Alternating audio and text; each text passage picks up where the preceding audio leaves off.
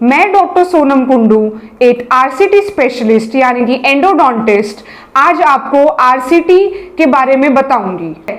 अब हम बात करते हैं आरसीटी होता क्या है, उसका क्या प्रोसीजर है, क्या स्टेप्स है। देखिए, आरसीटी जो है, सबसे पहले हम दांत को एक एक्सरे करते हैं। अगर हमें इन्फेक्शन नस तक पहुंचता है, हम आरसीटी करते हैं। पहले स्टेप में हम एलए, जिसे हम बोलते हैं लोकल एनेस्थीसिया, यानी कि सुन करने की दवा, हम वो पेशेंट को देते हैं। हम पेशेंट को हमने सुन कर दिया, वहां पे सुन करने के बाद क्या हुआ, पेशेंट को कोई भी अब दर्द नहीं होगा ट्रीटमेंट के टाइम, वो आराम से, संतुष्टि से, पेन फ्री होके अपना काम करवा पाएगा। देखो, टीके से डरने की बिल्कुल भी जरूरत नहीं है। हमने अब बचपन से आज तक हम कितने टीके लगवा चुके होते हैं, बस हल्का सा, मामूली सा, उतना ही पता चलता है दांत के काम होने में भी। अब कुछ दांत ऐसे होते हैं जिनमें बहुत ज्यादा पस, मवाद नीचे होती है, रसोली बनी होती है। उन दांतों में तो हमें टीका लगाने की जरूरत पड़ती ही नहीं है। क्यों? क्योंकि उसमें नस पूरी डेड हो चुकी है।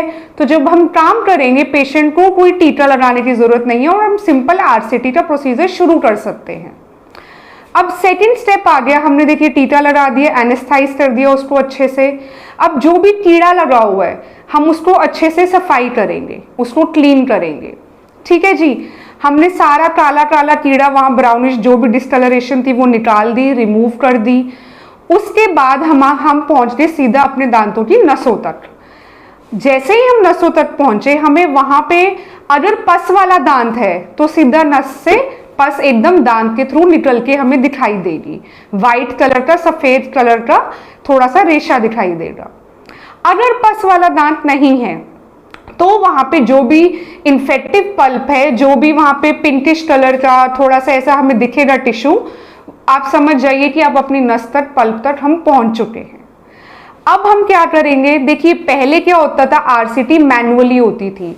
मैनुअली से मेरा मतलब क्या है कि फाइल्स होती थी, इंस्ट्रूमेंट्स होते थे जो आपको ऊपर पिक्चर में दिखाई देंगे। ठीक है, वैसे इंस्ट्रूमेंट्स होते थे, हम उनसे आरसीटी करते थे। उनका नुकसान क्या होता था कि हम उससे क्या हो रहा था कि हमारी सिटिंग्स बढ़ती थी, 3-4 सिटिंग्स आरसीटी की करनी पड़ती थी, अच्छे से सफाई भी नहीं पूरे नस की हो पाती थी। क्यों? क्योंकि वो इतने फ्लेक्सिबल नहीं होते थे। देखिए, जड़ें हमेशा हमारी एकदम सीधी नहीं होने वाली हैं दांत की। बहुत लकी मानो आप अगर आपकी जड़ें दांत की एकदम सीधी होंगी। मोस्टली दांत की जड़ें थोड़ी टेढ़ी या गुलाई में ऐसी पाई जाती हैं। तो अब मैनुअल से हम एडवांसमेंट में आ गए हैं, हम यूज करते हैं रोटरी सिस्टम, यानी कि मशीन वाली आरसीटी जिसे हम बोलते हैं। ठीक है, एक एंडोडोंटिक मशीनरी होती है, रोटरी होती है, जिसको हम यूज करते हैं। उस मशीन से हम अच्छे से दांतों की क्लीनिंग करते हैं। उसका एक फायदा और है, जो पहले सिंगल सिटिंग आरसीटी यानी कि एक ही बारी में आरसीटी नहीं हो पाती थी, वो मशीन अब वो भी कर देती है। उससे क्या होगा, आपका टाइम बचेगा, पैसा बचेगा बार बार आने जाने का, और काम भी अच्छा हो पाएगा। ये हो गई रोटरी की बात। ठीक है जी, अब बात करते हैं हम जो नस है, जो जड़ है जिसमें हमारी नसें पड़ी हैं, उसकी मापाई करने के लिए। अब जो हम मापते हैं, पहले तो हम बार बार हमें एक्सरे लेने पड़ते थे, पर अगर आप अच्छे स्पेशलिस्ट के पास जाएंगे, उनके पास हाईली ऐसी एडवांस मशीन्स पाई जाएंगी जिसे बोलते हैं एपेक्स लोकेटर। वो एपेक्स लोकेटर क्या होता है, एक मशीन होती है जो हमारी नसों को एग्जैक्टली अच्छे से मापती है। ठीक है जी, अब हमने माप लिया अपनी नसों को उस मशीन से। वो मशीन कुछ भी पेन नहीं देती है, कुछ भी नहीं होती, बस डॉक्टर अपना काम करता रहता है, आप आराम से चेयर पे बैठ के रिलैक्स करते हैं। उसमें जस्ट एक लिप क्लिप होता है, वो हम यहाँ पे अड़ा देते हैं पेशेंट के, और हमारे पास सामने मशीन लेंथ बता देती है नसों की। अब हमें मशीन से नसों की लेंथ पता चल गई, हम अच्छे से रोटरी मशीन से क्लीनिंग करेंगे। अब देखिए, पहले हैंड फाइल्स यूज होती थी, मैनुअल फाइल्स यूज होती थी। अब फाइल्स क्या होता है आप पूछेंगे। देखिए, फाइल्स एक औजार यानी एक इंस्ट्रूमेंट होता है जो हमारी नसों को सफाई करता है। रोटरी मशीन में भी ऐसी एक फाइल्स आती हैं। आजकल बहुत सारी एडवांसमेंट आ गई है, बहुत कंपनी की अलग अलग फाइल्स आ गई हैं। हम बस मोटा मोटा इतना समझेंगे कि वो फाइल्स छोटी डायमेंशन से, छोटी लेंथ से धीरे धीरे बड़ी लेंथ पे जाती है और उनकी चौड़ाई भी बढ़ती रहती है।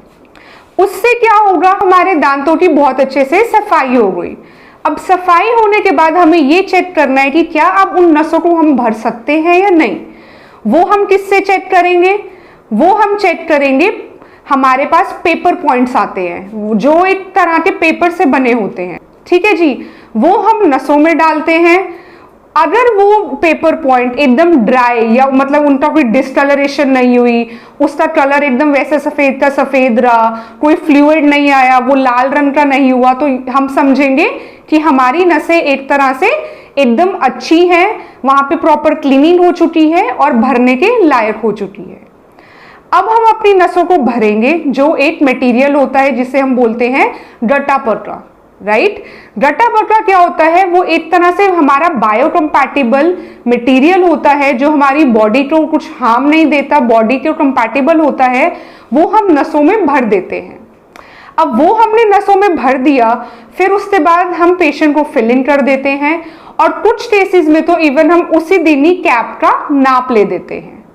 तो ये तो बात हो गई आरसीटी के प्रोसीजर के बारे में। परेशानी होने वाली बात नहीं है कि जी मेरे दर्द होगा, ये होगा।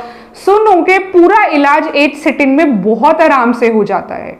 उसके बाद डेंटिस्ट आपको कुछ दवाइयां देता है 3 दिन की खाने की, 3 से 5 दिन की, और हमारा दांत एकदम हेल्दी हो जाता है और लंबा चलता है।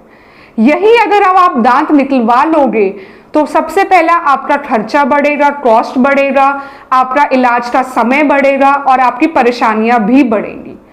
तो अंत में मैं यही सुझाव दूंगी कि अगर हम कभी भी इस समस्या में हो, कभी भी इस उलझन में हो कि हम दांत बचाएं या निकलवाएं, तो हमें हमेशा दांत को बचाना है, निकलवाना नहीं है। धन्यवाद। Keep smiling.